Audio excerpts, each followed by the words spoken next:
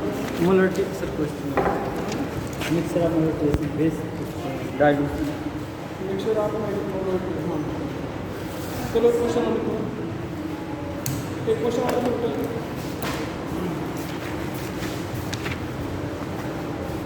Question जो बोलने चल रहा है एक बार पूछा गया क्वेश्चन है, ठीक है।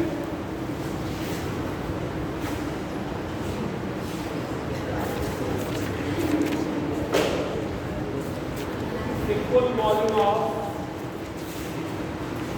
0.1 m NaCl and 0.2 m। यहाँ पर NaCl नहीं NaNO3 का करना।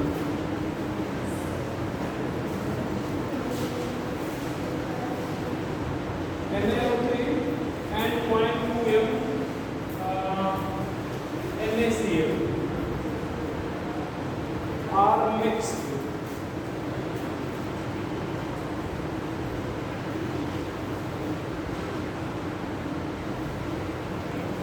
Find molarity of nitrate ion in mixture.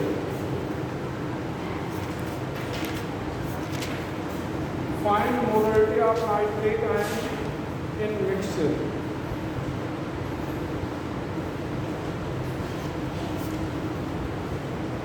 यहाँ पर ध्यान देना बेटा सब लोग, ध्यान से देखना।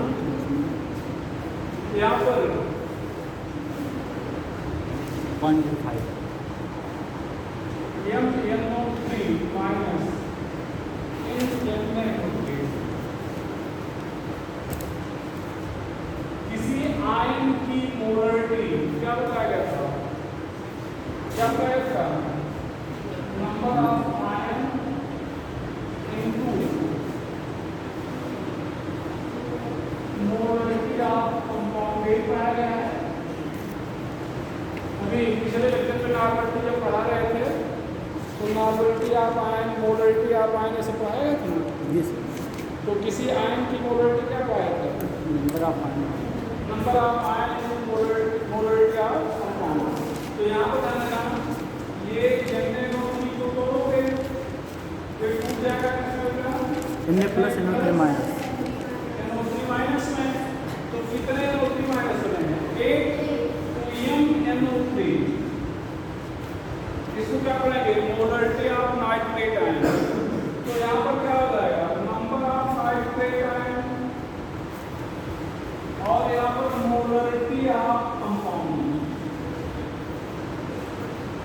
Molarity of compound. तो नाइट्रेट आयन कितना बना बेटा? 1 और मोलरिटी नाइट्रेट आयन की यहाँ पर कितना है? 0.1 तो 0.1 m NO3 माइनस। ये ध्यान रखिए, ध्यान देखना सब लोग। ये जो नाइट्रेट आयन की मोलरिटी है ये कहाँ पर है? ये NaNO3 में। कहाँ पे बेटा? NaNO3। जैसे ध्यान दो, एक NaNO3 का कंटेनर रहा होगा, ये कंटेनर NaNO3 का था। तो इस कंटेनर में नाइट्रेट आयन की मोलरिटी कितना है? कितना है? 0.1 m। कितना है बेटा? 0.1 m। अब ये कह रहा है कि equal volume of NaNO3 and NaCl are mixed, मतलब दोनों के इक्वल वॉल्यूम को मिला दिया गया। तो मिक्सचर में नाइट्रेट आयन की मोलरिटी क्या होगी? तो कल जो लास्ट में फार्मूला पढ़ी तो अच्छा है, ठीक है। तो यहाँ पर ध्यान दो, यहाँ पर m नाइट्रेट आयन इन मिक्सचर। तो किसी भी स्पीशीज की मोलरिटी या नॉर्मलिटी मिक्सचर में क्या होगी?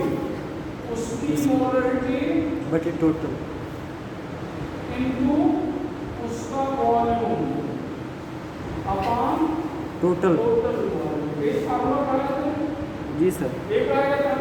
और यहाँ पर वॉल्यूम मालूम नहीं है, B इक्वल वॉल्यूम का है। क्या भैया? Equal volume. तो यहाँ पर ध्यान दो, यहाँ पर मान लो VNaCl बराबर VNaNO3 बराबर 20 मिलीमीटर। ध्यान देना सब लोग,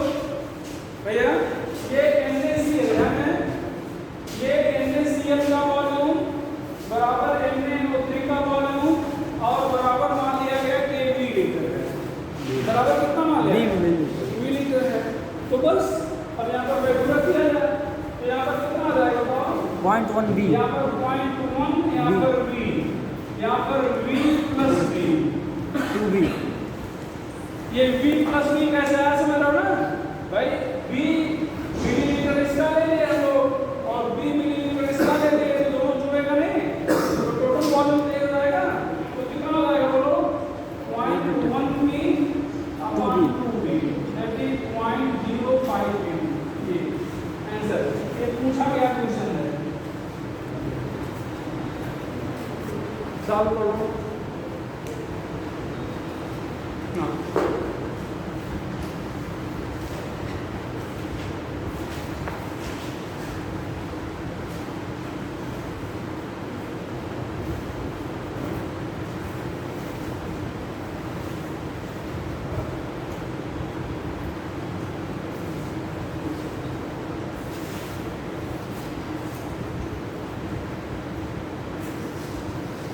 तो पिछले फॉर्मूले लेक्चर पे आपको मोलरिटी ऑफ मिक्सचर पढ़ा दिया गया था। मोलरिटी ऑफ क्या पढ़ा दिया गया था? मिक्सचर, ठीक है। तो molarity of mixture having either acid और बेस, ठीक है। अब यहाँ पर molarity of mixture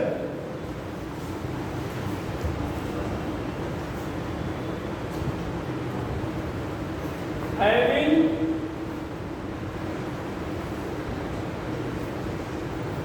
both acid and base,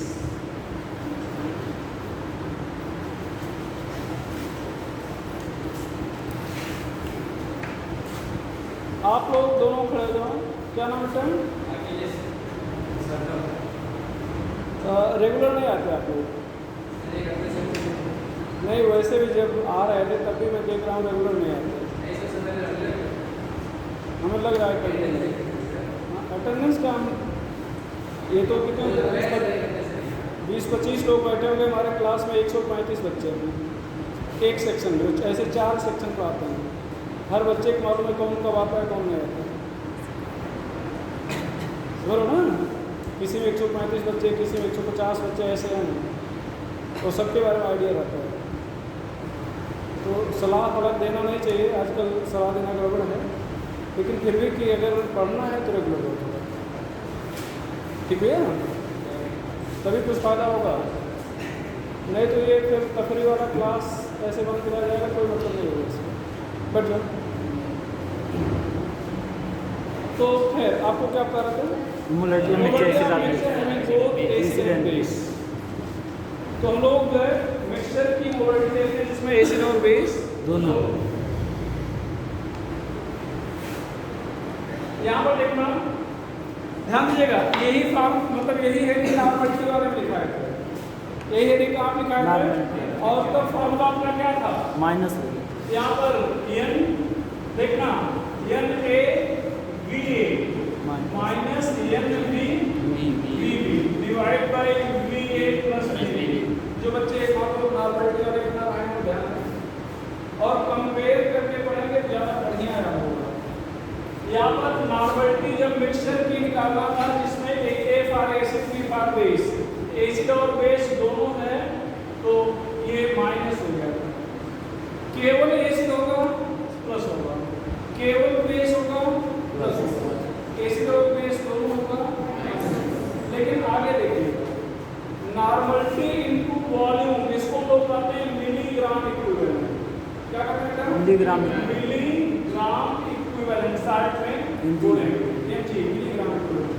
आपको कई बार, कम से कम 10वीं बार तो बोल ही चुके होंगे कि एक सब्सटेंस का 1 मिलीग्राम इक्विवेलेंट दूसरे सब्सटेंस के 1 मिलीग्राम इक्विवेलेंट से ही रेट करेगा। ऐसा कई बार बता चुके हैं।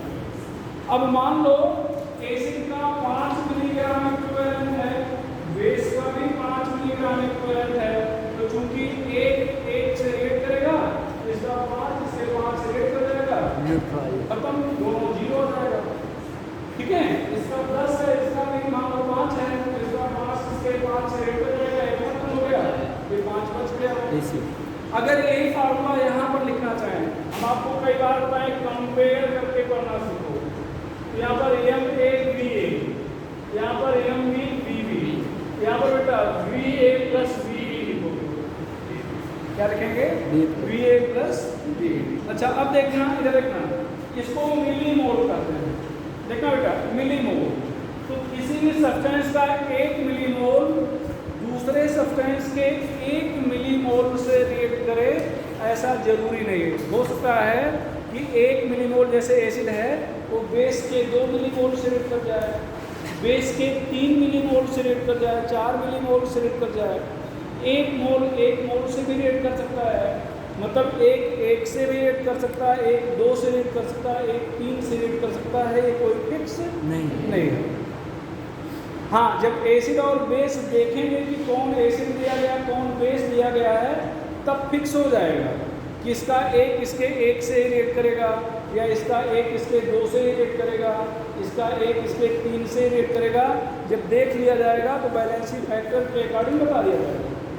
लेकिन अगर एसिड और बेस दिखाया नहीं जाए, बस ऐसे बता दिया जाए कि एक एसिड है एक बेस है, हमारे पास 10 मिलीमोल एसिड है, आपके पास कितने मिलीमोल बेस हो कि पूरा रिएक्ट कर जाए आप नहीं बता पाओगे। लेकिन अगर हमारे पास 10 मिलीग्राम इक्विवेलेंट एसिड है तो आपके पास कितने मिलीग्राम इक्विवेलेंट बेस हो कि पूरा रिएक्ट कर जाए। आपको एसिड और बेस दिखाया नहीं गया है, बता सकते आप बता दोगे, भले आपको एसिड या बेस का नाम बताया गया नहीं बताया गया, क्योंकि मालूम है कि 1 से रिएक्ट करेगा। बात सुनो ना। अच्छा अब ध्यान देना बेटा, जैसे यहाँ पर इसका 10 दिया गया था, इसका कितना आया था 5, तो मालूम है कि इसका 1 इसके 1 से रिएक्ट करेगा तो 5 से रिएक्ट कर जाएगा, इसका 5 इसके घट जाएगा, जो नहीं दिया गया था तो 10 से मान लो 10 दिया गया था, 10 से 5 घट गया, कितना आ गया 5। ऐसे अगर यहाँ पर दिया जाए, यहाँ पर 10 है और यहाँ पर 5 है तो गणितीय भाषा में कहा जाएगा कि 5 10 से जाएगा तो 10 - 5 5 बचना चाहिए। लेकिन प्रैक्टिकली देखा जा रहा है कि जो बेस आपको दिया गया है उसका 1 मिलीमोल एसिड के 2 मिलीमोल से रिएक्ट कर जा रहा है, तो 5 कितने से रिएक्ट कर जाएगा 10 से।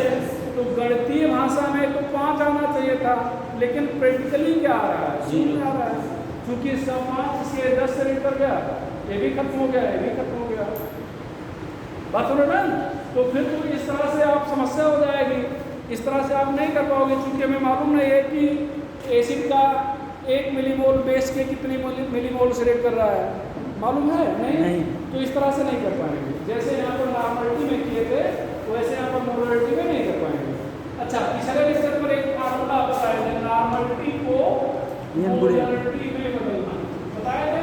ये स्मॉल एन बैलेंसिंग फैक्टर बताया गया था, कई बार बता चुके हैं। क्या बता होगा तो इस मोलरिटी को अगर हम लोग n स्मॉल n से मल्टीप्लाई कर दें ये नॉर्मलिटी बन गया कि नहीं बन गया, और इसको भी स्मॉल n से मल्टीप्लाई कर दें तो ये भी क्या बन गया, सही क्या बन गया बेटा, नॉर्मलिटी बन गया। तो अब अगर ये नॉर्मलिटी है ये भी नॉर्मलिटी है, ये मोलरिटी रहेगा नहीं, ये क्या आएगा नॉर्मलिटी आएगा, क्या आएगा, और निकालना क्या है मोलरिटी। तो फिर ये जो नॉर्मलिटी आया है इसको हम लोग नीचे वाले फार्मूले से क्या कहेंगे, इससे फिर हम लोग क्या करेंगे मोलरिटी में बदल देंगे। किस बदल देंगे भैया, मोलरिटी में। सब लोग ध्यान देंगे बेटा। अब यहाँ पर स्मॉल एन क्या लिखेंगे ये सोचना है। स्मॉल एन ए लिखें यहाँ या एन बी लिखें, एन ए लिखें या एन बी लिखें, इस पर विचार करना है। तो ध्यान देना बेटा, अगर ये गुणा करने पर ए वाला पार्ट ज़्यादा आ रहा है तो ये स्मॉल ए हो जाएगा, और अगर गुणा करने पर बी वाला पार्ट ज़्यादा आ रहा है तो ये क्या हो जाएगा स्मॉल हो जाएगा। मतलब जो भी पार्ट ज़्यादा है वो हो जाएगा। बात क्लियर हुई? क्वेश्चन शुरू करें, चलो।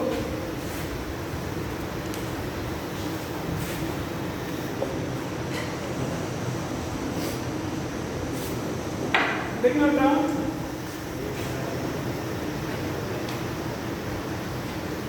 a mixture contains semi-molar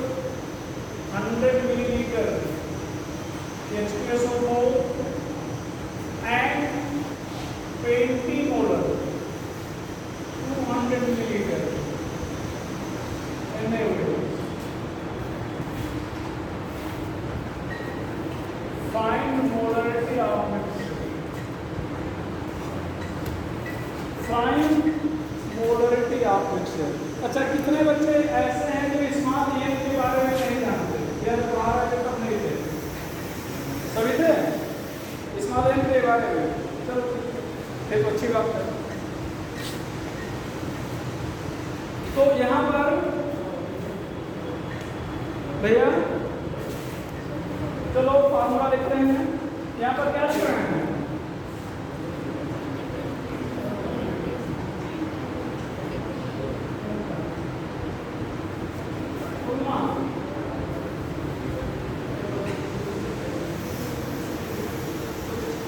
यहाँ पर स्मॉल एन ए देख लें, स्मॉल एन ए एसिड के लिए इसको बेसिसिटी बोलेंगे। एन ए मतलब एसिडिटी ऑफ और बेसिसिटी ऑफ एसिड। तो बेसिसिटी ऑफ एसिड, बेसिसिटी का मतलब number of replaceable H plus ion, किसी भी एसिड से कितने H प्लस निकाल सकते हैं, वही उसकी क्या कहलाएगा? बेसिसिटी कहलाएगी। H प्लस से कितने H मिलेंगे? 2। तो स्मॉल एन ए की जगह पर कितना आएगा? 2। एम ए कितना है? 1/2 VH 100। एन बी कितना बेटा? 1/5। कितने OH निकलेंगे? 1। एक OH, तो यहाँ पर एक एम बी कितना है?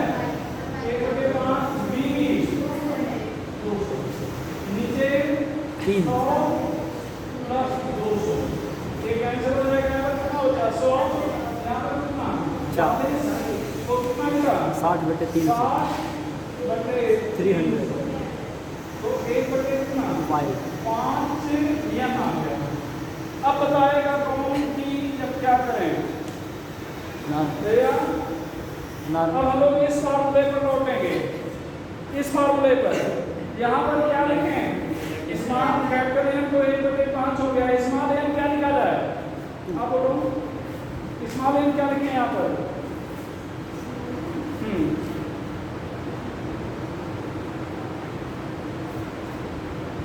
क्या लिखे तुम? अब लो भैया, ये लिखिए। चलो स्मॉल एन यहाँ पर क्या यूज किया जाए? अब भैया अरे आप बेटा 1 आप 3 अरे अब लोग 1 आप भैया 2 आप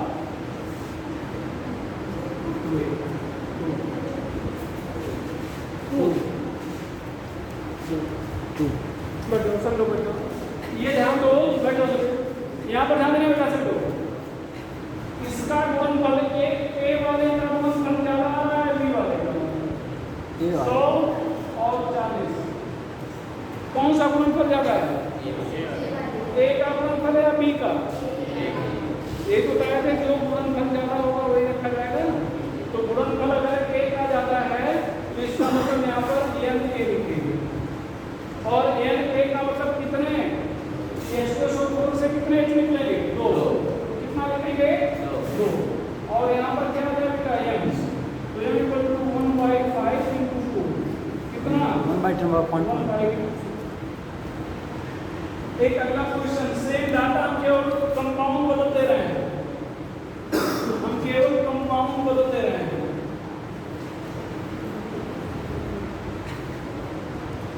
बाकी और कुछ नहीं बदल रहा है। इसको आप सॉल्व करो। इस क्वेश्चन को फिर से लिख लो और सॉल्व करो। इसको डाला है?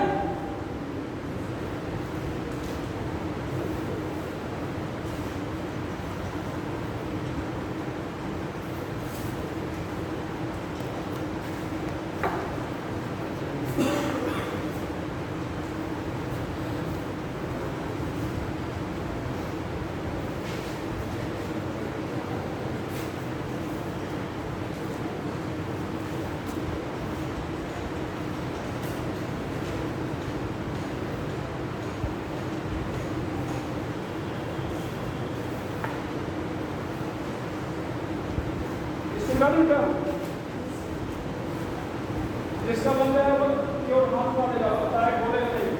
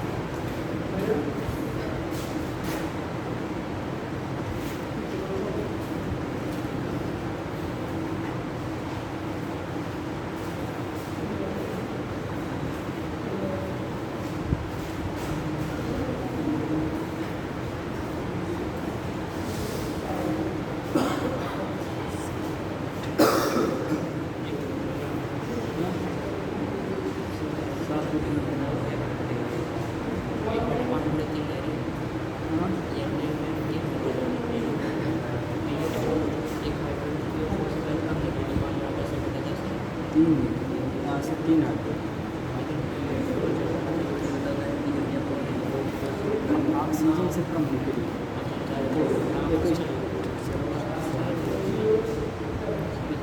डबल बॉन्ड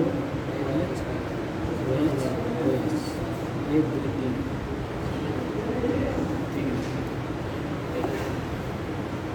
30 कहाँ है 7 30 7 30 नंबर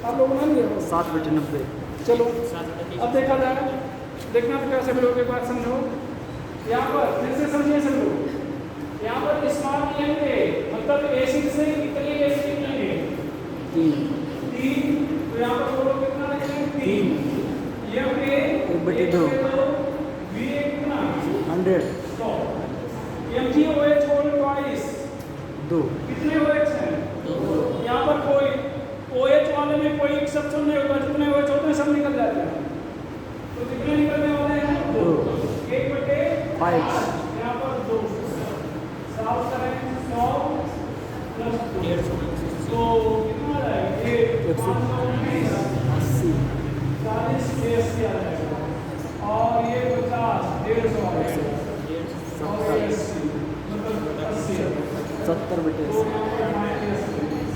तो 150 माइनस 80 बटे 300 तो 70/300 7/30 एसी वाला पार्ट ज़्यादा है तो फिर यहाँ पर क्या लिखेंगे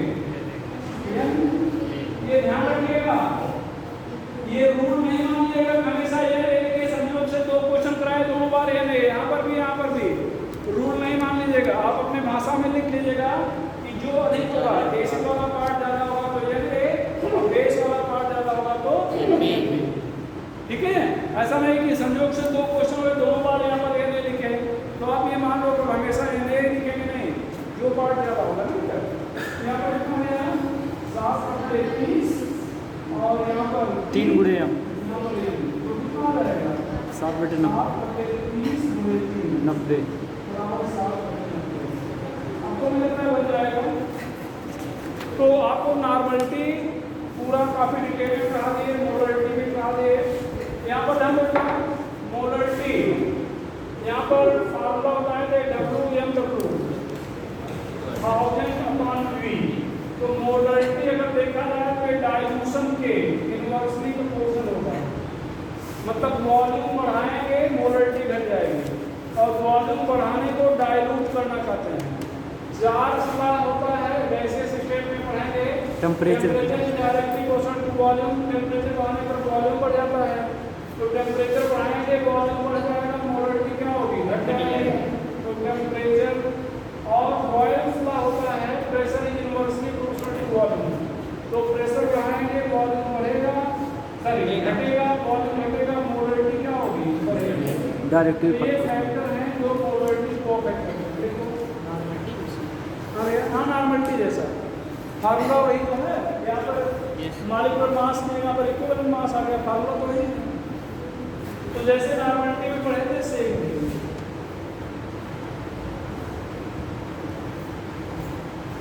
हो गया बेटा मोलरिटी अब हम लोग थोड़ा सा देखेंगे एक 2 चीज़ और हल्का सा एक जो आपको जनरली बुक में ऐसे नहीं मिलेगा वो पर्टिकुलर टॉपिक में मिलेगा लेकिन ये कहा दे रहे हैं normality molarity concentration and percent strength of H2O normality, molarity, percent strength, concentration and percent strength of H2O2। सीधे फार्मूला बता रहे हैं, फार्मूला कहाँ से आया इससे आपको कोई मतलब नहीं है, आपको अपना आंसर निकालने से मतलब है, ठीक है। तो देखा जाए नॉर्मलिटी के लिए लिखेंगे वॉल्यूम स्ट्रेंथ अपॉन 5.6, मोलरिटी के लिए वॉल्यूम स्ट्रेंथ 11.2, कंसंट्रेशन तो volume strength upon 11.2 into 34, percent strength volume strength upon 11.2 34 upon 10, ये ग्राम पर लीटर। ध्यान दो यहाँ पर VS लिखे हैं और VS का फुल फॉर्म है volume strength. Volume strength full form क्या है? Volume strength. क्या है वॉल्यूम स्ट्रेंथ? जैसे ये H2O2 है, ये टूटता है H2O में और ऑक्सीजन गैस में, H2O में और ऑक्सीजन गैस। देखा मेरा यहाँ पर 1 मिली, ध्यान देगा 1 मिलीलीटर H2O2 से SPP पर कितने मिलीलीटर ऑक्सीजन गैस प्राप्त होता है, वही वॉल्यूम स्ट्रेंथ। जैसे इसके 1 मिलीलीटर से 10 मिलीलीटर प्राप्त हुआ, इसका मतलब इसका वॉल्यूम स्ट्रेंथ 10। वॉल्यूम स्ट्रेंथ क्या है? 10। तो number of millilitre of O2 gas obtained at SPP from 1 milliliter of H2O2, from 1 milliliter of H2O2 is volume strength, is volume strength। यहाँ पर है फॉर एग्जाम्पल, यहाँ पर 20 वॉल्यूम ऐसे लिखा होता है H2O2। इसका मतलब जिस सैंपल पर ध्यान रखिएगा, जिस सैंपल पर 20 वॉल्यूम H2O2 लिखा है, इसका मतलब अगर इस सैंपल का 1 मिलीलीटर H2O2 ले लिया जाए तो टूटने पर STP पर हमें 20 मिलीलीटर क्या मिलेगी? Oxygen gas. 10 वॉल्यूम H2O2 लिखा है तो कितना मिलीलीटर मिलेगी? 10 मिलीलीटर। तो यहाँ पर वॉल्यूम स्ट्रेंथ कितना है? यहाँ पर वॉल्यूम स्ट्रेंथ 20 कितना है? तो यहाँ पर दो चीज पहले लिखी होगी, वही वॉल्यूम स्ट्रेंथ होगी। तो चलो question find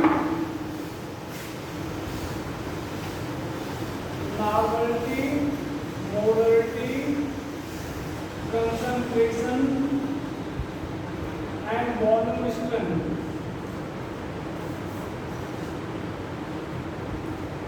of 20 volume H2O2, of 20 volume H2O2। तो क्या लगता है? नॉर्मलिटी बोलो, वॉल्यूम स्ट्रेंथ अपॉन 5.6 कितना? 20 अपॉन 5.6 साल तो कर ही लेंगे। मोलरिटी में क्या? Volume strength upon 11.2, 20 upon 11.2। Concentration volume strength upon 11.2 into 34 कितना बेटा? 20 अपॉन 11.2 यहाँ पर 34 ग्राम पर लीटर। और परसेंट स्ट्रेंथ में वॉल्यूम स्ट्रेंथ 11.2 34 अपॉन 10, यहाँ पर 20 अपॉन 11.2 34 अपॉन 10 कितना परसेंट स्ट्रेंथ होगा? ये क्वेश्चन आपको H2O2 वाले सॉरी हाइड्रोजन वाले चैप्टर में मिलेगा, लेकिन वहाँ पर मोलरिटी नहीं पढ़ाएगा। ठीक है, इसको बता दें इसको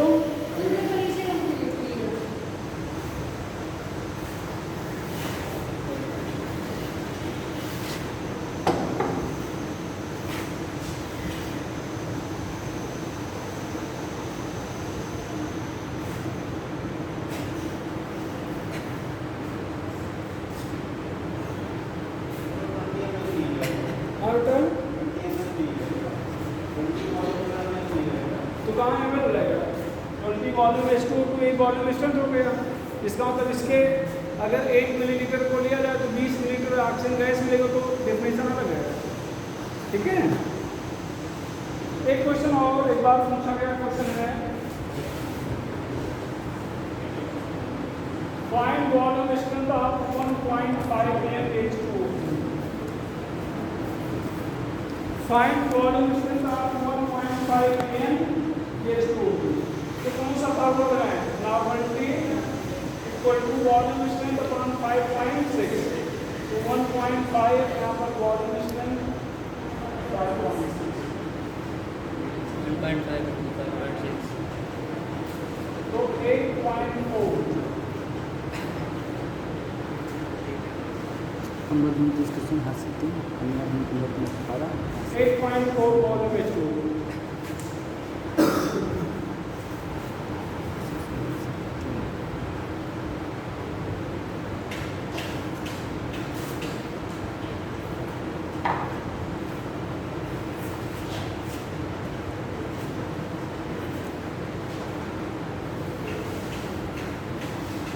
आगे molarity,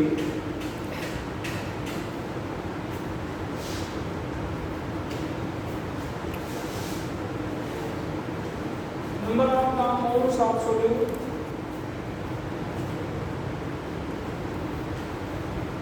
that present in 1000 gram solve are in 1 kilogram solvent is known as molarity।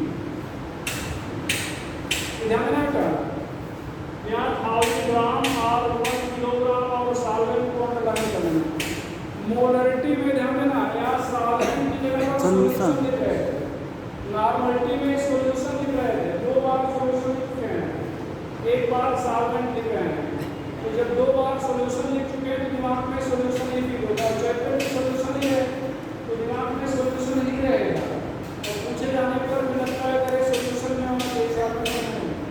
ये सॉल्वेंट होगा, मोलरिटी है तो सॉल्वेंट होगा। और ये जो ग्राम है यहाँ पर अभी तक मिलीलीटर दिखा करते हैं, तो ये 2 चीजें बदल गई हैं, इस पर ध्यान दीजिएगा।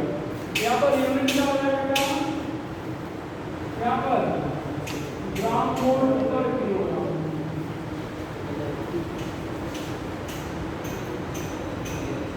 ग्राम मोल पर किलोग्राम।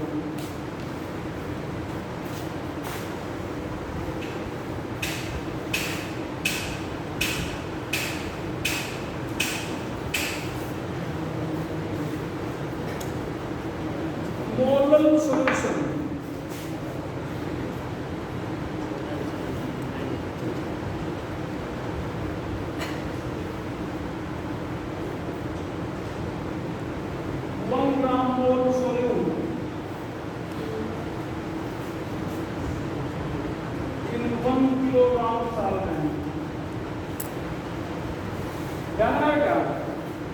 मोलल सॉल्यूशन क्या है, तो आप 1 ग्राम मोल सॉल्यूट को 1 किलोग्राम सॉल्वेंट में डिजॉल्व करके सॉल्यूशन बना दो, तो जो सॉल्यूशन बनेगा उसको क्या कहेंगे, molal solution. Represented by small M, कहानी नहीं लिख रहे हैं, स्मॉल एम से रिप्रेजेंट करेंगे। यहाँ पर फार्मूले की बात करें अगर, तो स्मॉल एम क्या हो जाएगा, number of gram mole of solute,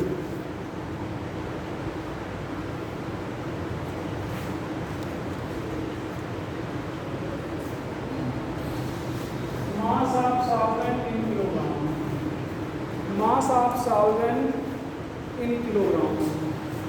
देखना क्या करें, तो ऊपर और नीचे 1000 से मल्टीप्लाई कर दें, कहने के लिए कोई फर्क नहीं पड़ेगा, कहने के लिए कोई फर्क नहीं पड़ेगा, लेकिन होगा अगर आप 1000 से मल्टीप्लाई करेंगे तो ग्राम मिलीग्राम में बदल जाएगा और 1 किलोग्राम किस में बदल जाएगा, ग्राम में। तो यहाँ पर एक दूसरा फार्मूला आप लोग लिखेंगे, नंबर ऑफ मिलीग्राम को,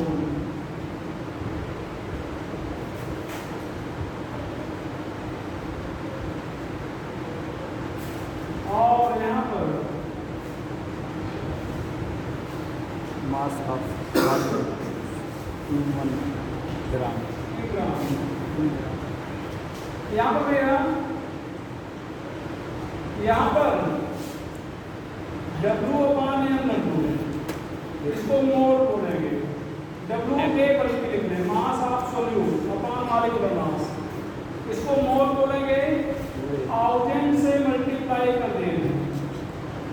अब ये पूरा मिलीग्राम मोल हो गया है, और यहाँ पर मास ऑफ सॉल्वेंट मोलिटी हो गया। ध्यान देना, कितने को ग्राम मोल बोल रहे थे, 1000 से मल्टीप्लाई कर दिए मिलीग्राम मोल हो गया, और मास ऑफ सॉल्वेंट से डिवाइड कर दिए क्या हो गया, मोलिटी। W अगर आपसे कहा जाए तो आप क्या लिखोगे, सॉल्यूट का मास, मास ऑफ सॉल्यूट। और W लिखा जाए मास of solvent, mass of solvent. Mass of क्या लिखेंगे बेटा, solvent.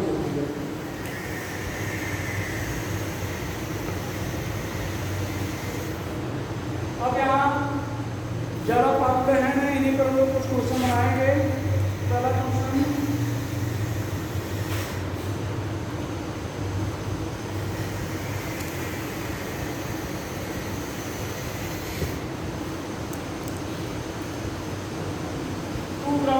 HCl dissolved in 5 kilogram solvent or water to form a solution.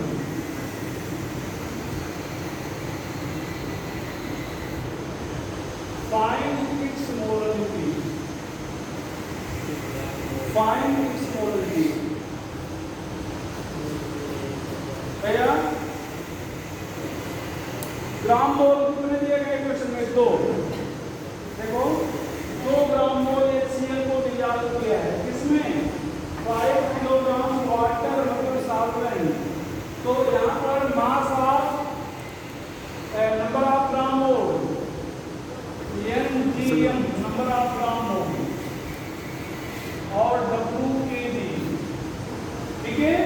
तो कितना आ जाएगा, number of gram mole 5 kilogram, 0.4। ये पहला क्वेश्चन। दूसरा 20 milligram mole HCl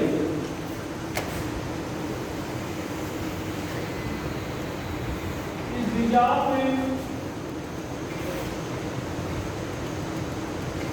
100 gram solvent. Solvent में जो वाटर है to form a solution.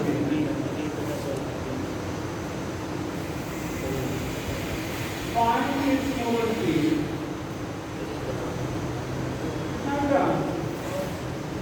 एक बटे 5। दूसरा फार्मूला है, देखो मिलीग्राम मोल सॉल्वेंट में ग्राम, तो कितना हो जाएगा, 100। that is 0.2।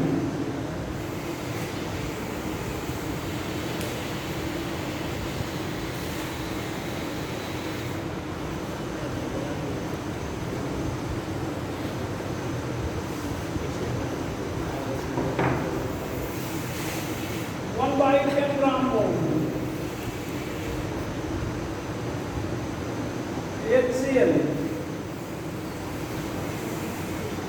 is dissolved in 100 gram water to form a solution. Find its molality. तो क्या लिखना पसंद करोगे, पहला वाला यहाँ पर NGM upon WPD, number of gram mole of solute, और mass of solvent in kilogram. तो कितना बेटा, 1/10 है, और ये सॉल्वेंट का मास 100/1000। देखो वाटर का मास ग्राम में है, तो 1000 से भाग दे दो किलोग्राम में, ये 2 0 कैंसिल हो गया, ऊपर भी 1/10 नीचे 1/10। तो 1 m आ जाएगा। अगला चौथा question, 20 gram NaOH is dissolved in 250 gram water. To form a solution.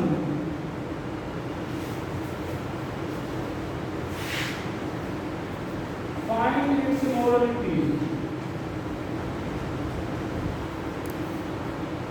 बताओ भैया, 20 ग्राम NaOH is dissolved in 250 gram water to form a solution. Find its molality. तो यहाँ पर 20 क्या है, WA 20 ग्राम है। एक और चीज ध्यान रखिएगा, 4 क्वेश्चन भी बोर्ड पर लिखे गए हैं कि देखो ग्राम के साथ मोल है, ये मिलीग्राम मोल है और ये भी देखो ग्राम मोल है, लेकिन ये ग्राम के साथ और कुछ नहीं है, मतलब ये मास है WA। और बेटा यहाँ पर तो WA दिया गया, फॉर्मूला क्या रखा है, स्मॉल m यहाँ पर WA, यहाँ पर MW, WB और यहाँ पर क्या WB। तो WA 20 ग्राम है, WB कितने में ली जाती है हो, 250 ग्राम 250 में। तो यहाँ पर कितना आ जाएगा, 20 और मास 250 सॉरी 40, यहाँ पर मास ऑफ सॉल्वेंट, ये नीचे क्या आ जाएगा, 2 4 कितना आ जाएगा, 4 2 2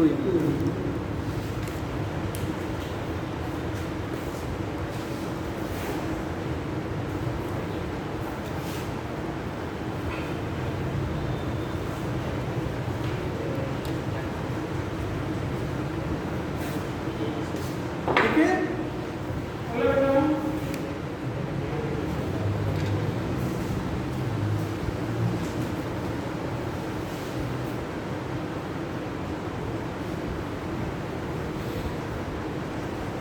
यहाँ पर बेटा 540 ग्राम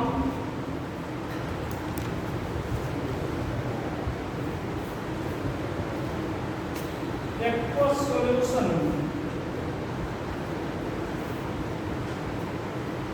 has 40 gram NaOH.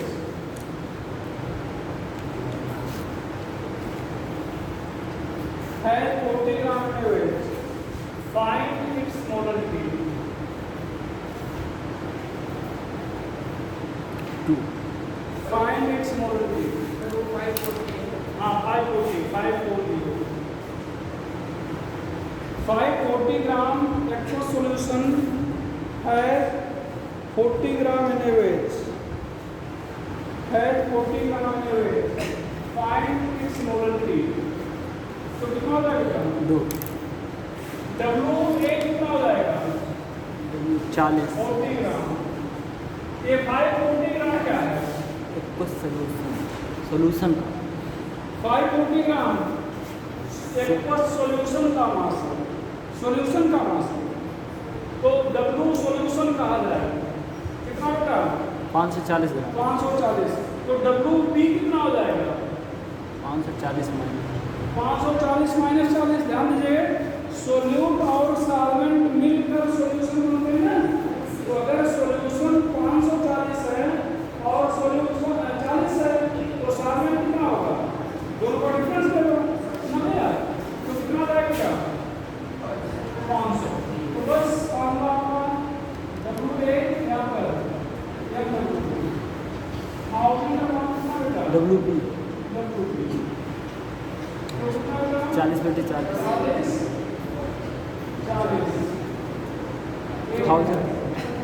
1500 2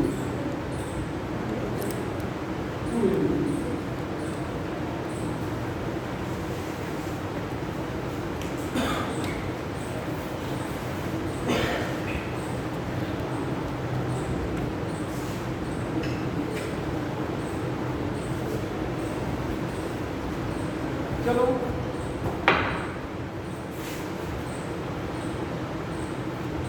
what is more molarity of 25% by mass aqueous solution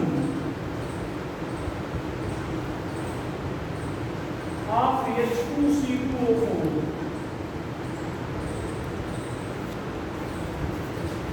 ध्यान देना बेटा।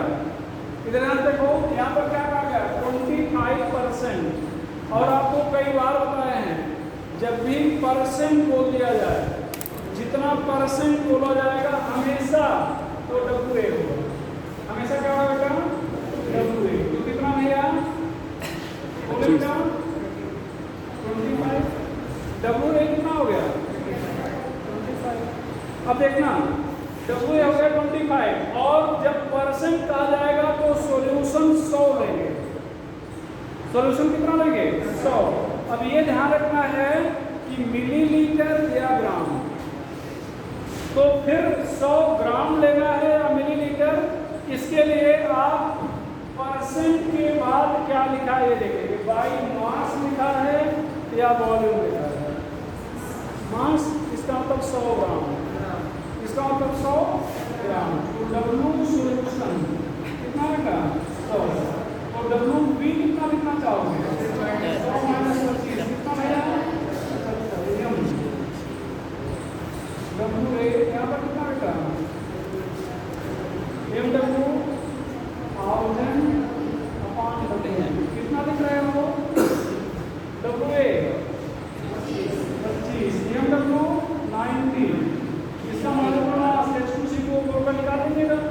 यहाँ पर 1000 W भी कितना 75। तो नीचे आ जाएगा 3, एक जीरो कैंसिल हो गया 100/27 3.6 100/27।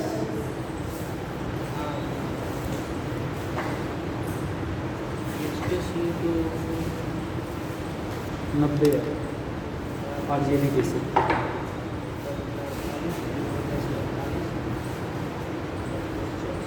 ये आपका होमवर्क है।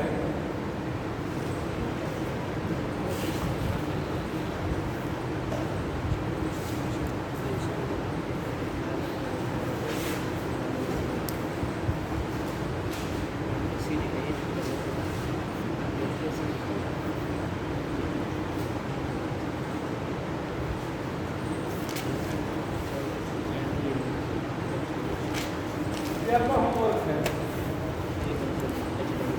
आगे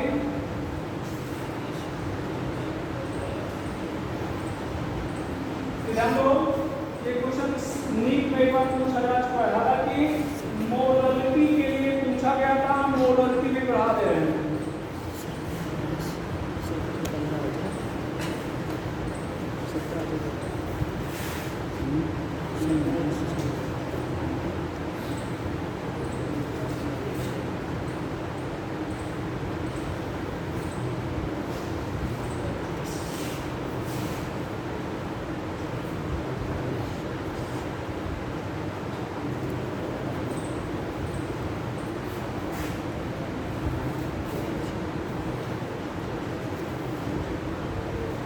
ये क्वेश्चन मोलरिटी पूछा गया था।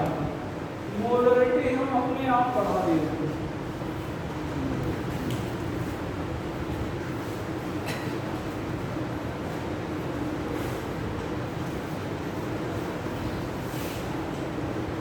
देखिएगा बेटा सभी लोग, देखिए बात वहीं पे फिर आ गई 98% बाई वॉल्यूम है इसका तो W A 98।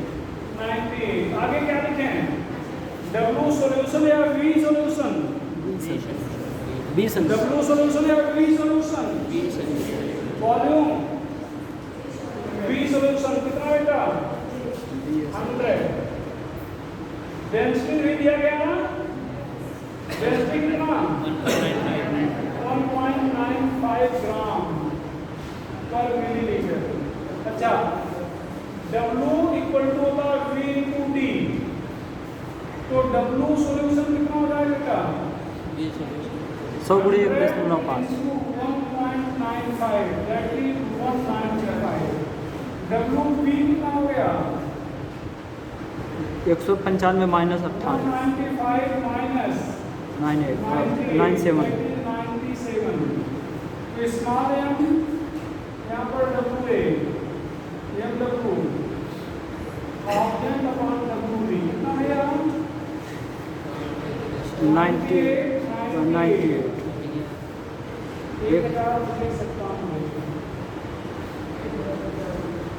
अप्रॉक्सीमेशन 10%।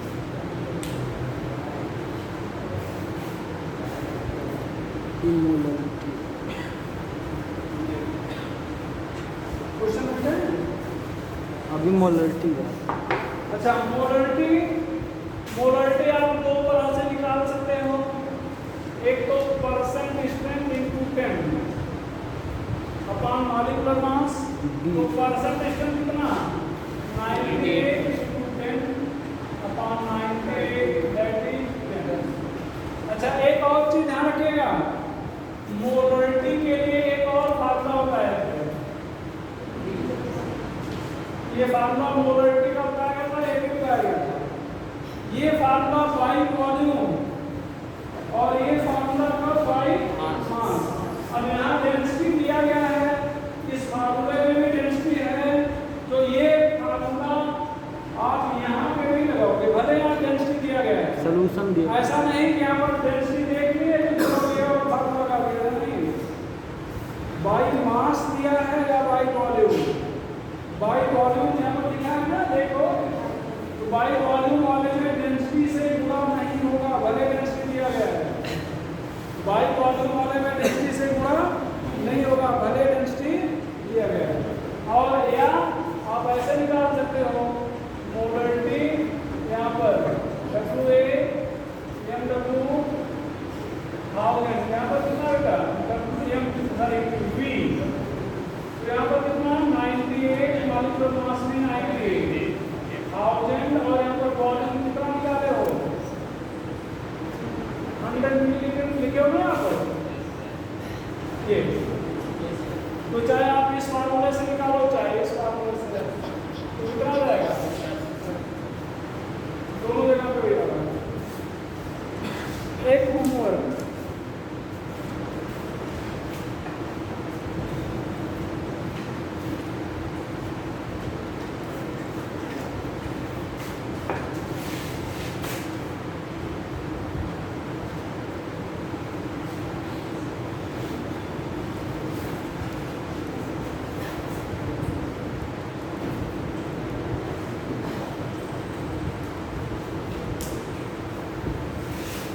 एक होमवर्क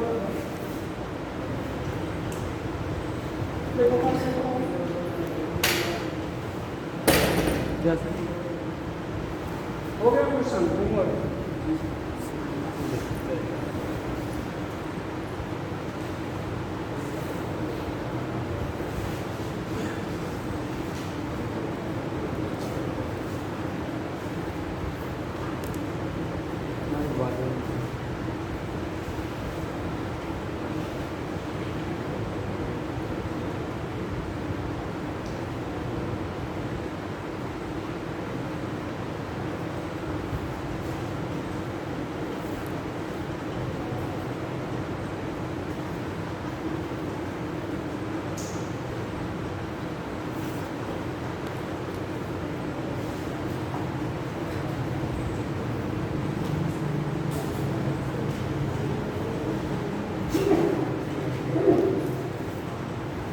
चलो बेटा तो ये बना लीजिएगा, इसको बना लीजिएगा। आगे चलेगा relation between molarity and molarity.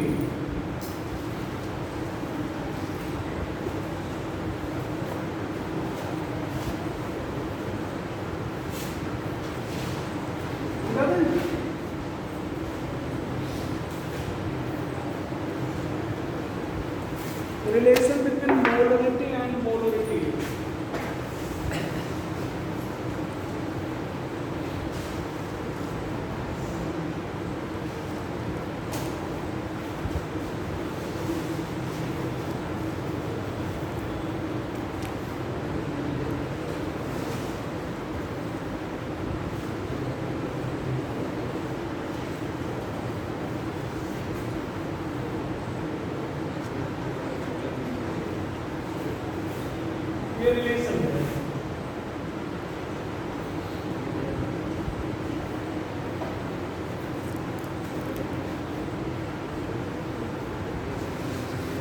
BMW जाने रहे मॉलिक्यूलर मास है।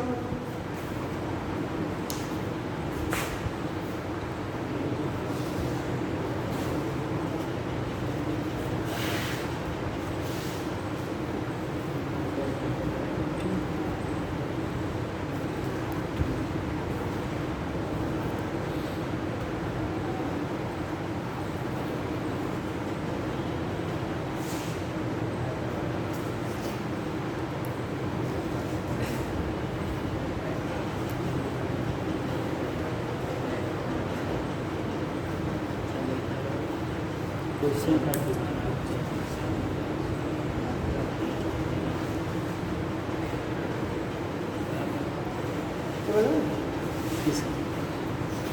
एक क्वेश्चन, जो क्वेश्चन बोल रहे हैं ये एक बार IIT में आया हुआ है, लेकिन इसमें 3 पार्ट था जिसमें से हम 2 ही पार्ट बोल रहे हैं। एक पार्ट इसलिए नहीं बोल रहे कि एक पार्ट अभी पढ़ाया नहीं। ठीक है, देखिए यहाँ पर ध्यान दो।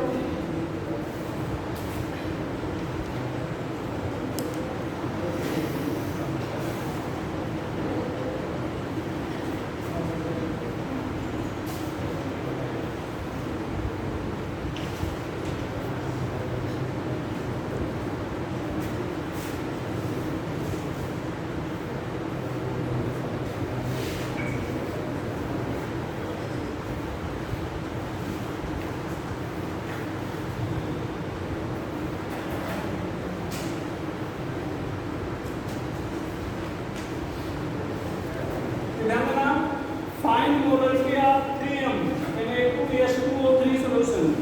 Na2H2O3 का नाम क्या है? Sodium thiosulphate. Sodium thiosulphate. यहाँ पर ध्यान देना बेटा, इधर हम लोग यहाँ पर Na2SO4 का नाम क्या है? Sodium sulphate. क्या नाम है? ध्यान देना, अगर एक सल्फर बढ़ जाए मतलब ऑक्सीजन की जगह पर सल्फर आ जाए तो नाम वही रहेगा थायो और जोड़। जैसे देखना यहाँ पर देखो कितने ऑक्सीजन है? 4। एक ऑक्सीजन को अगर सल्फर बना दिया जाए तो ऑक्सीजन कितने बचेंगे? 3 और सल्फर कितना हो जाएगा? 2। इसका मतलब आ जाएगा। इसका नाम सोडियम सल्फेट। सोडियम सल्फेट, इसका नाम सोडियम थायोसल्फेट। बस सल्फर की जगह पे ऑक्सीजन आ गया तो थायोसल्फेट हो गया। जैसे अगर तो ये यूरिया है, क्या है? यूरिया। फिर हम लोग इसी को आप सल्फर कर दो तो क्या कहोगे? थायो यूरिया। क्या कहोगे? थायो यूरिया। तो अगर ऑक्सीजन की जगह पर किसी कंपाउंड में सल्फर आ जाता है उसका नाम वही रहता है, हम लोग थायो और जोड़ देते हैं। ठीक है, तो ये कंपाउंड जो लिखे होता है इसका नाम है सोडियम थायोसल्फेट। चलो, तो फार्मूला का आपको आ ही गया, इस फार्मूले से आप तुरंत निकाल लोगे। तो यहाँ पर मोलरिटी बोलो क्या लिखें? 3 फार्मूला आप लिख लीजिएगा, उसके बाद लिखिएगा यहाँ पर 1000 डेंसिटी कितना है और यहाँ पर मोलरिटी 3। मॉलिक्यूलर मास कितना लोगे? 158 रहेगा। सोडियम का कितना होगा? 23 × 2 46 32 ना 64 48। अब इसको सॉल्व करोगे 3000 और यहाँ पर 1250 माइनस 400 74, तो 3000/776 सॉल्व करोगे हमें कितना है? 3.86 आ जाएगा। आप कैलकुलेट करके देख लीजिएगा, हमारे कैलकुलेशन पे विश्वास न करिएगा, हो सकता है कहीं और का आंसर बताओ। ठीक है, तो कैलकुलेशन आप खुद ही करिएगा। और ध्यान रखना इधर हम लोग ये percent distance also find percent distance, अभी अभी फार्मूला होता है वो परसेंट डिस्टेंस यहाँ पर डेंसिटी अपॉन मॉलिक्यूलर मास। ये तो भैया हाँ, तो यहाँ पर कितना 3, यहाँ पर परसेंट डिस्टेंस पता करना है। 10 डेंसिटी 1.25, मॉलिक्यूलर मास 158। तो परसेंट स्ट्रेंथ यहाँ पर 3 158 10 अपॉन 1.25 सॉल्व करेंगे तो हमें लगता है 37.6% आ जाएगा। ये ध्यान दो, हमारी हेडिंग थी कि relation between molarity and molarity, ये हेडिंग थी। हमने एक सीधे फार्मूला लिखा, उस पर एक क्वेश्चन दिया, करा दिया। आपको भी लगा करे बड़े आसानी से आ गया, आप भी खुश, हम भी खुश। ठीक है, फार्मूला भूल गए, आप भी दुखी हैं, तो खैर जो होगा होगा ही। तो फार्मूला भूल गए तब क्या होगा? तो ऐसा कुछ करो फार्मूला भूल जाए तब भी आप दुखी ना हो। ठीक है, तो चलो इसका कॉन्सेप्ट देखा जाए। इसका क्या देखा जाए? अगर एक क्वेश्चन बाई कॉन्सेप्ट करना हो तब कैसे करेंगे? कहाँ मिलाएंगे? देखना है। मोलरिटी कितना दिया गया है? 3। मोलरिटी कितना दिया गया है? 3। तो मोलरिटी 3 दिया गया है, इसका मतलब मोल 3। क्यों मोल 3 है? क्योंकि मोलरिटी की डिफिनेशन है कि 1 लीटर सॉल्यूशन में जितने ग्राम मोल सोल्यूट होंगे वही मोलरिटी होगी।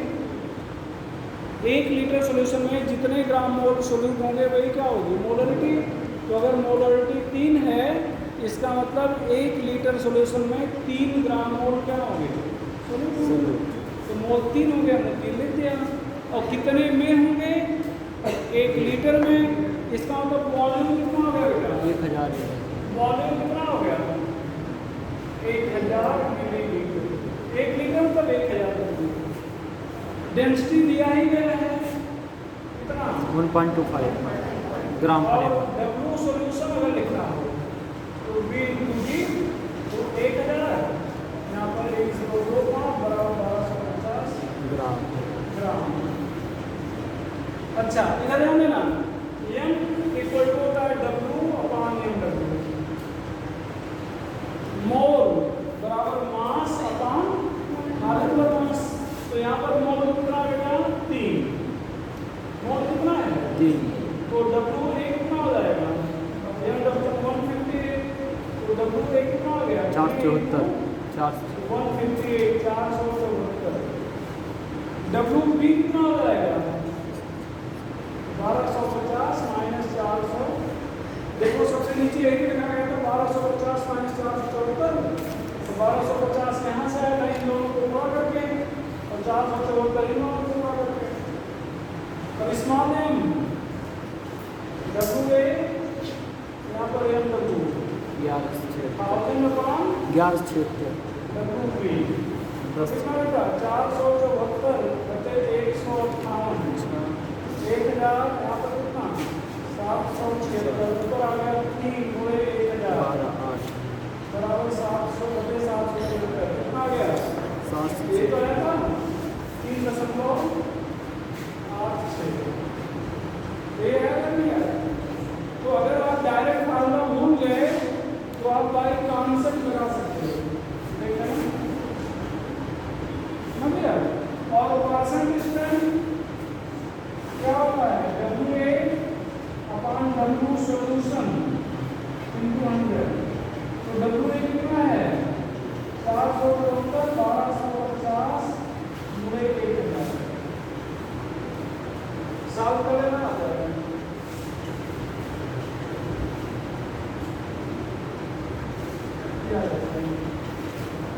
तो बाई कॉन्सेप्ट है।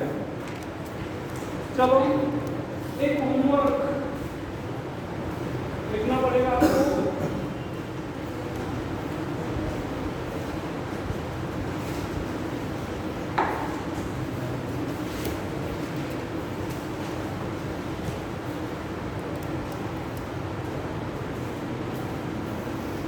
Find the voltage percentage of 2M H2SO4 solution.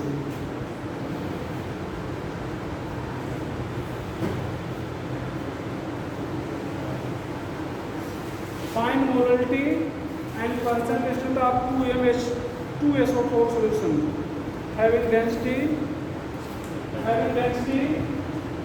बेटा 1.5 किलोग्राम पर मिलीलीटर। बना लेंगे ना, सुनाइएगा, बनेगा तो ठीक है, नहीं पूछिएगा। इसको क्या देगा भैया? चलो अब अगली हेडिंग हम लोग डालेंगे पीपीएम लेवल।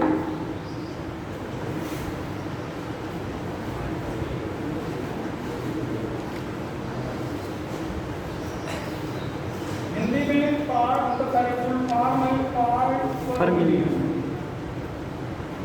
और यही इसकी डिफिनीशन भी है, यही इसकी डिफिनीशन भी है। मतलब 1 मिलियन में 1 number of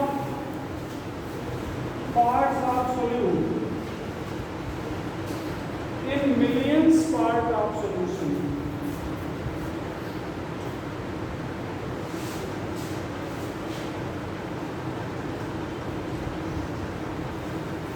number of part of solute in millions part of solution. देखना यहाँ पर हम लोग क्या करेंगे, पीपीएम लेवल, यहाँ पर डब्ल्यू सोल्यूशन 10 के पावर 6 10 पावर 6 और पीपीएम लेवल वीए, यहाँ पर वी सोल्यूशन इनटू 10 पावर 6। ऊपर वाला सोल्यूट है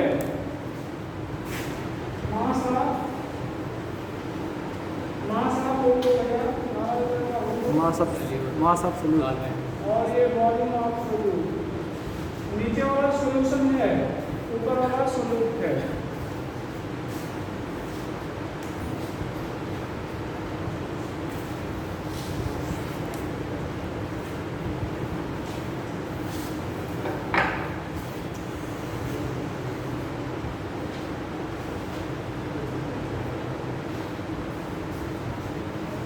PPM level is used to determine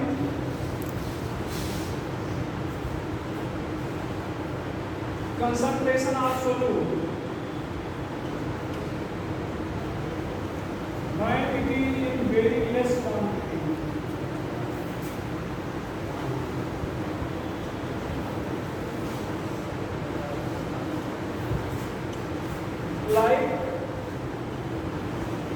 Like the pollution of air and hardness of water.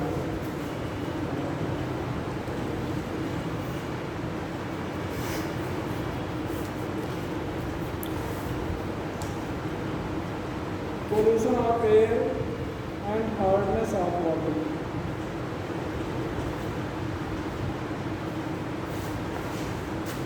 इसको डालें? जी इसको डालें क्या? चलो एक क्वेश्चन को करा रहे हैं, नीट में आया हुआ है, और एक और कराएंगे जो आपके एनसीईआरटी में बना हुआ है। तो पहला question,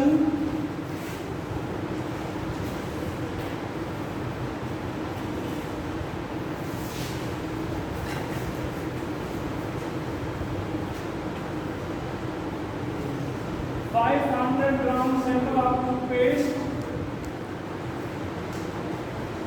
contains 0.5 milligram chloride ion. Find concentration of chloride ion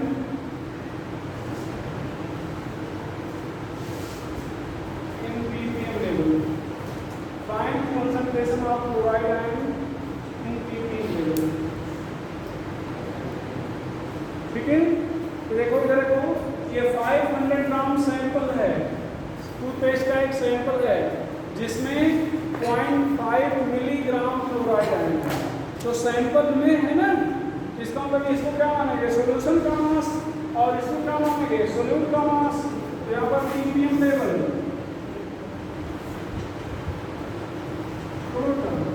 कितना हो जाएगा,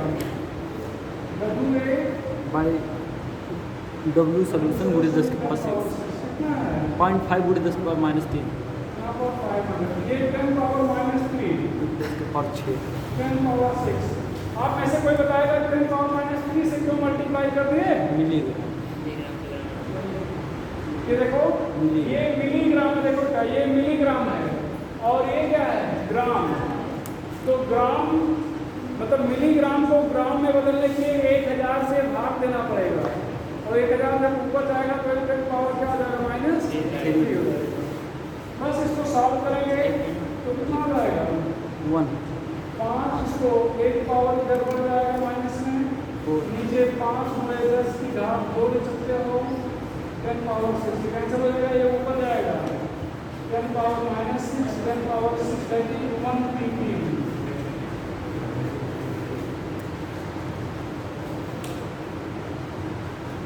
ये नीट में आया हुआ है, और इसके बाद जो हम बोल रहे हैं वो आपके बुक में बना हुआ है, एनसीईआरटी में।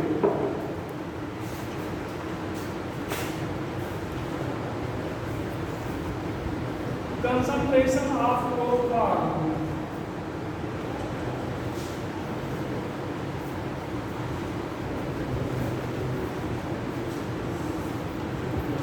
is 15 ppm in a sample of water.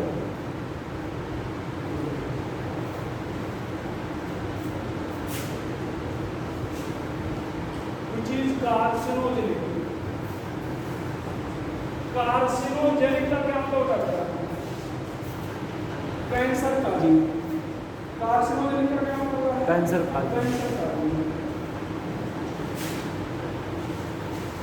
Find its percent strength. Find its percent strength and molality of solution.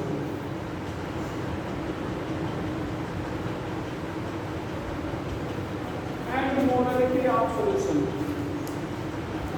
ध्यान दीजिएगा,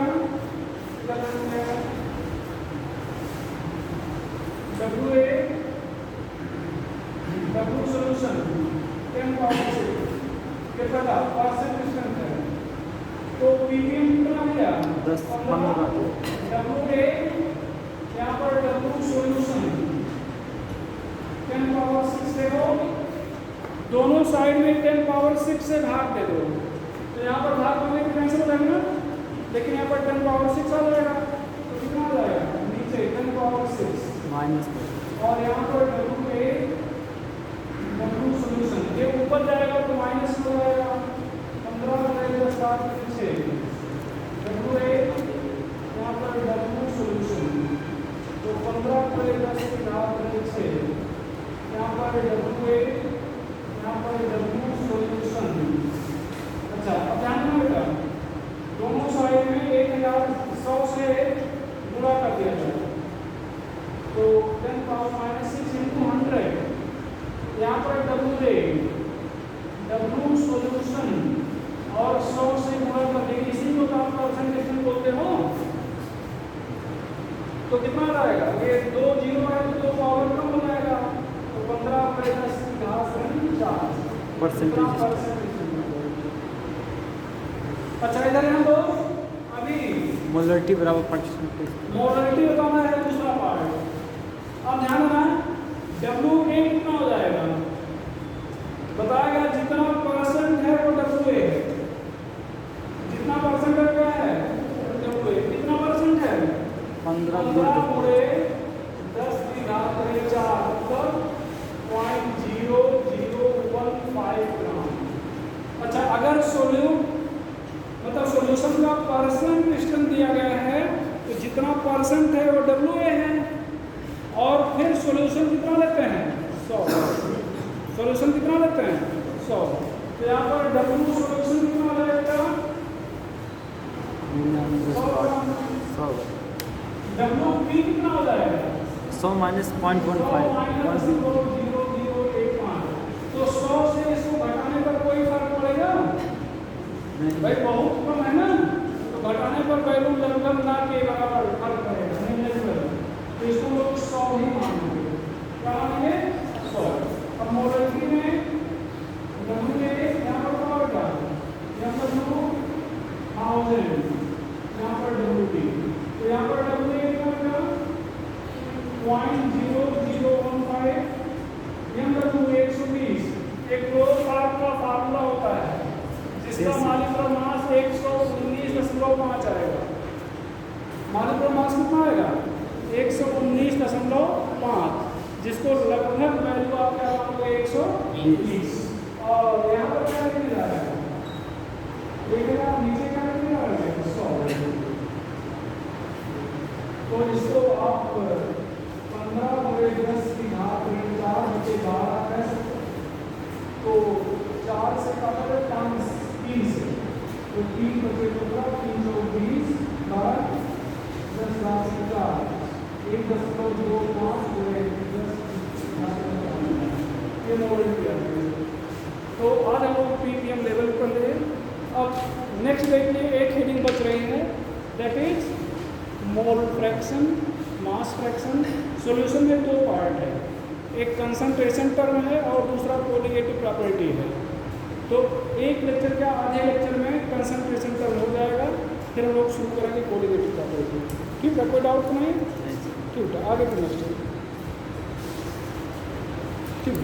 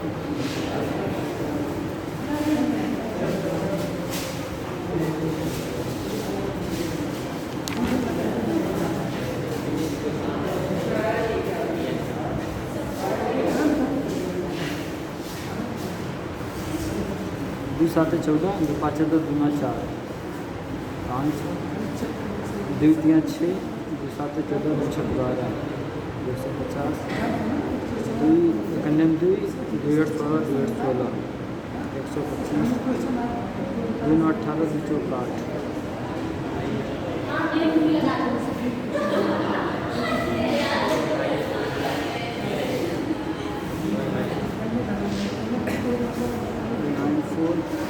छः 25 6 6 25 6 31 0 9 27 3 4 8 3 4 12 के 2 यहाँ से ले 3 9 27 28 2 8 2 18 10 28 18 10 28 0 ठीक लगभग 3 नियर अबाउट 1.33 एम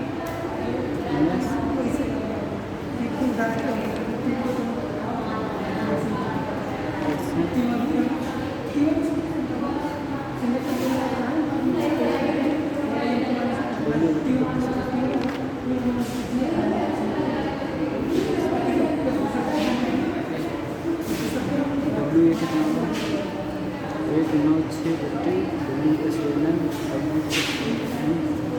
500 गुणे 1000 20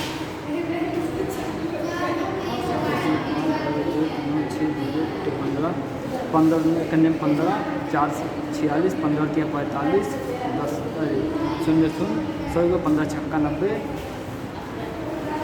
130 हो गया 15 कन्ने 15 4 46 15 से 45 1 10 15 0 0 100 15 छक्का 90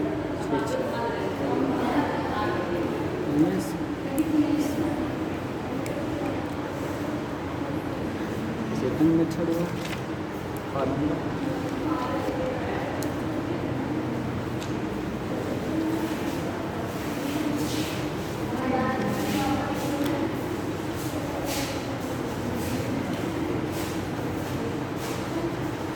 2 गुणे 1000 बटे 1000 गुणे 1.50 माइनस 9